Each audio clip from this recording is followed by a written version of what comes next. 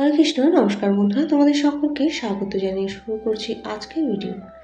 মানুষের এই যে বিশ্বাস যে জন্ম জন্মের পাপ কর্মের জন্য তাদের দুর্ভোগ ভুগতে হয়, পাপকর্ম মানুষের বর্তমান জীবনেও নরক ভয় সৃষ্টি করে। মহাপুরুষগণ মানুষকে পাপ যন্ত্রণা থেকে মুক্তি দেওয়ার বিধান বলেন এবং পবিত্র জীবন ধারণের পথ প্রদর্শন করেন। প্রায়শ্চিত্তের বিধান দেন। পূর্ব ও বর্তমান জন্মকৃত পাপ ভোগ থেকে মুক্তি হওয়ার জন্য তপস্যা, দান ও ব্রত প্রভৃতি অনুষ্ঠান পালন করে প্রায়শ্চিত্ত করেন। কেউ কেউ আবার শিবের মেলায় আগুনে ঝাঁপ দেয়, কাঁটার উপর হেঁটে বেড়ায়, শির দ্বারায় কাঁটা ঢুকিয়ে চরকির মতো ঘুরতে থাকে, জিভে শুল ফোটায়।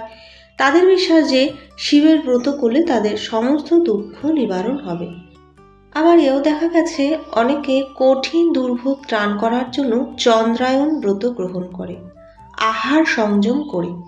কৃষ্ণপক্ষের প্রতিপদে 14 গ্রাস, দ্বিতীয় দিনে 13 গ্রাস, তৃতীয় দিনে 12 গ্রাস, এইভাবে প্রতিদিন এক এক গ্রাস করে কম করে অমাবস্যার দিন পূর্ণ উপবাস করে। পরে শুক্লা প্রতিপদী হতে এক এক গ্রাস বৃদ্ধি করে করে পূর্ণিমায় 15 গ্রাস ভোজন করেন। এক মাসের এই ব্রতকে পিপিলিকা কামধাক্ষ চন্দ্রায়ণ ব্রত বলে। আবার কেহ কেহ শুক্লা প্রতিপদে 1 গ্রাস, দ্বিতীয়তে 2 গ্রাস, তৃতীয়তে 3 গ্রাস, এইভাবে বৃদ্ধি করে পূর্ণিমার দিন 15 গ্রাস ভোজন করে। কৃষ্ণ প্রতিপদ হতে প্রতিদিন এক এক গ্রাস করে অমাবস্যার দিন উপবাস করেন। এই এক মাসের ব্রতকে যবমধ্য চন্দ্রায়ণ ব্রত বলে। জ্যোতিগণ সর্বপ্রকার সংযম পালন করে সারাদিন 8 গ্রাস ভোজন করেন। জ্যোতিদের মতো এইভাবে সারাদিন 8 গ্রাস মাত্র ভোজন করে। 1 মাস ব্রত পালন করলে তাকে জ্যোতি চন্দ্রায়ণ ব্রত বলা হয়।